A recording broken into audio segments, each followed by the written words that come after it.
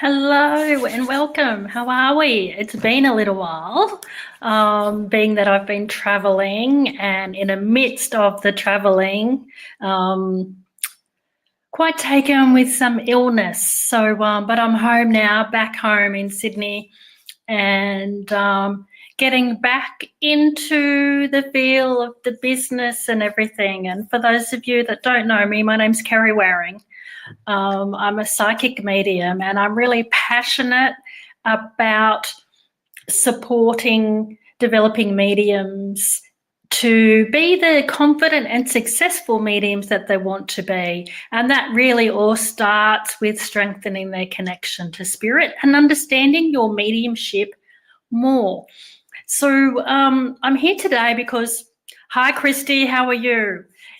Because yesterday I made a post about how the law of attraction has a bit of an impact or influence in your empathic abilities. And I know that being an empath and having empathic abilities is often overwhelming for a lot of mediums. It's often something that we struggle being able to maintain. It's so that we can go about our daily lives. It's one of those things where we really struggle to handle the emotion that comes with all of it, handle the emotion, the energetic influence, how it makes for some empaths, it actually causes physical pain in the body. All of those experiences can actually make it overwhelming and a little bit of a challenge to deal with on a day-to-day basis. And now one of the things that I like people to know when I'm going to be talking about more and more the empath side of things throughout the balance of the year is basically, and this was the post that I made yesterday, and I know one lady, Nicole, wanted to know more, wanted to understand more. So I'm here doing this Facebook Live to explain the post and how the law of attraction does actually have an influence on your empath experience, but I'm going to also share with you how that's understanding that puts you in a position of power and how then you can actually go about making differences for yourself. So firstly, we know that the law of attraction is operating from your soul. It's operating for you every moment of every day. It's the reason why you have the friends that you do. It's the reason why you're in the relationship that you are. It's the reason why you live where you live. You know, all of those things that you don't even necessarily think about creating are occurring because of that magnet, because of that like attracts like within your soul. So it's more than just putting your thoughts out into the universe and our thoughts creating. It's more than just that mindset ability. It's actually already happening for you within your energy, within your soul energy. Now, as we go about daily life, there are experiences such as, you know, the simple things like when you meet someone and you have that feeling of, hey, you know, I don't know if I like this person, or the opposite, where you really sort of really feel an experience of deep connection, or you just automatically, I know, feel a great sense of affection and love for that person. There's a reason why the response is like that, and that's because of the law of attraction and the like attracts like. So because, you know, one person you like is actually, you know, probably loved and connected to someone else. You know, the person that you have affection for is probably disliked by someone else. So there's a real of that experience of like attracts like going on. So that's sort of it in simple terms. Now, if we apply this theory, and please remember, as I say, this is my beliefs, my experience. You listen, you take from it what works for you. I sort of would hope, and what I would want for you is that you question and you find your own truth in all of your spirituality teachings that you come across, including mine. So, and then just take for it what works for you. So we take this theory of like attracts like, that is a universal law. It's happening all the time. And we apply it to our connections to energy and to the spirit world.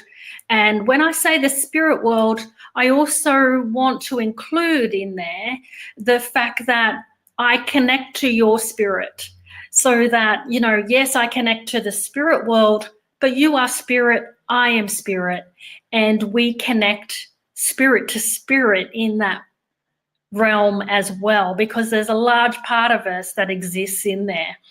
So it's all oneness. So what happens is my connections and our connections to the spirit world are a reflection of us. We connect to certain aspects of it because of who we are as people. So when you're tuning in that radio station and you're tuning into energy, be it the energy of the spirit world and spirit communicators, the energy around you, the energy of other people, you are the frequency, you are the radio station that's being used to tune in. So there's things in your energy that are the foundation of why you tune into what you do, you know. So why you tune into the person standing next to you at the lights as you're crossing the road and you're feeling their physical pain. There's something about you that is opening that doorway.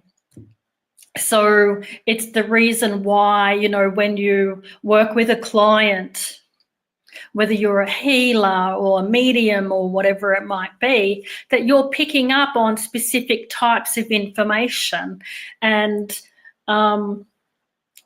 why you attract the clients that you do. You know, all of that comes down to who you are and what's in your energy. Now, one of the things that I know about our empathic abilities is I honestly believe that it's rooted in our divine feminine. So it's that part of us, that nurturer, that Mother Earth, that part of us that is the mother in us, you know, the divine feminine. It comes out to nurture. So when we combine this with the law of attraction, it's the foundation that sets up why you connect with a certain aspect of another person or a certain aspect of the spirit you're communicating with, you know. So and usually you find those sort of connections are often rooted in pain. So our pain is their pain. It's very similar. That's usually the like attracts like process. It's like, you know, if you've had the experience of, say, for example, if you have gut issues and you know that experience, it's going to be really easy for you to connect with that energy in another person if you're a healer. You know, so that's where that's you know, the results of the law of attraction working there, because you have that experience, and yes, you have the knowledge to help them, you know. So you have an experience of how you come, your challenges in life, you know, how you come to be the medium that you are, or the empath that you are, what's your life experiences. When you have those experiences, it makes it really You have that frame of reference. You have that understanding. You have that experience in your soul. And therefore, it makes it really easy to then tune in and pick up similar vibrations elsewhere. Now, and especially if you haven't healed that stuff in yourself, if you're not detached from it. So, therefore, it's like you're pulling it in all the time, and that's where it can be overwhelming. So it's that connection. What creates the freedom in it is the detachment that you have within your own soul. So we can talk about boundaries. We can talk about implementing all of those sort of things. We can talk about protecting yourself, but true power with your empathic abilities actually comes from awareness. It comes from awareness of yourself and what the work that you need to continue to do. And yes, boundaries is some of that. But if you understand when you're connecting to someone else, what part of yourself, what part of your energy is involved in that process, it does help you then to manage, to overcome far more easily, and to take that energy and transform it somehow into love, healing yourself, healing their stuff, letting it go, all of that. So while this is such a big topic, today was really about just giving you the starts of the understanding about how the law of attraction works and about how the soul works in this process. So it's in the awareness of that's what's going on, that then you actually have greater control over your energy and have greater control over your ability to detach more succinctly, and your ability to just acknowledge that the connection is there. What is the purpose behind it? Is there anything you need to do with that energy, and let it go?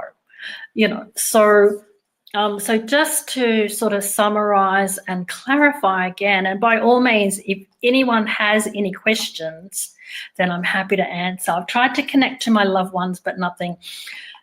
Christy, there's a couple of reasons why that could be hindering up for you. Is one, our grief can absolutely get in the way. So our grief can be an experience of like, you're covered in cotton wool. That's the visual that I always see in this instance. So it's your energy, your soul that you're making, that you're using to make the connection with, is can be almost like trying to get through cotton wool, the communication trying to get through cotton wool. So yes, it can be hard if grief is part of it. And that's usually, you can see that if you've got other family members that are easily making a connection to your loved one, or they're coming in their dreams, or you're sort of wondering why, hey, mum's visiting my sister but not me. Usually it's that kind of something in your energy in that way. The other reason why we can feel like we're having trouble in that area is because we're often expecting it to be a certain way. We're expecting the communication to be strong. We're connecting it to be, hey, yeah, I really am clear and know that that's exactly what it is. Whereas communication from spirit is actually really quite subtle. So, and I would say, Christy, one of the things is we need a good teacher. We do. It's not, if it's something, while I absolutely believe we're all capable of it and we can all learn how to communicate with our loved ones, it is something you need someone to show you the way. So, and just on that, Coming soon, I'm revitalizing my Mediumship Academy and making it more of a community. So not just about education, but about experience, about connection, and about support. So look out for that, because that may be of interest and a way that I can work with you so that you can make those connections. So you're welcome, Christy. So just to, I guess, summarize what today's video was about, it is about basically understanding your empathic abilities and what you and your soul bring to that process, because it's in that process, it's in that connection that like attracts like. It's a universal law. And there's a reason why you're connecting with that aspect of someone around you or the spirit world, as opposed to why you're not connecting to something else. Why is it that? Why is it that person? It's because there's a vibration within your soul and your energy that is the basis for all that we experience in our connections, be it connections energetically in this world or the spirit world. For me, it's one and the same. So when we start to understand those things about ourselves, and as I said, more often than not, it's rooted in pain. The stronger experiences will be where we haven't healed our pain, where we're not detached from it. That's where it can get overwhelming. And the connection to someone else usually is because you have that framework, you have that knowledge, you have that experience, that vibration in your makeup, which then makes it more easy for you to connect and experience that in someone else. So by all means, I'm putting this out there. Let's have a discussion. If you've got any further questions after you watch the video, please comment. I will be checking back in to let you know. And of course, if there are any more questions, I'm happy to do more Facebook Lives on this subject. So anyway, have a great day. And for those of you here, thank you for listening and God bless. It's good to be back.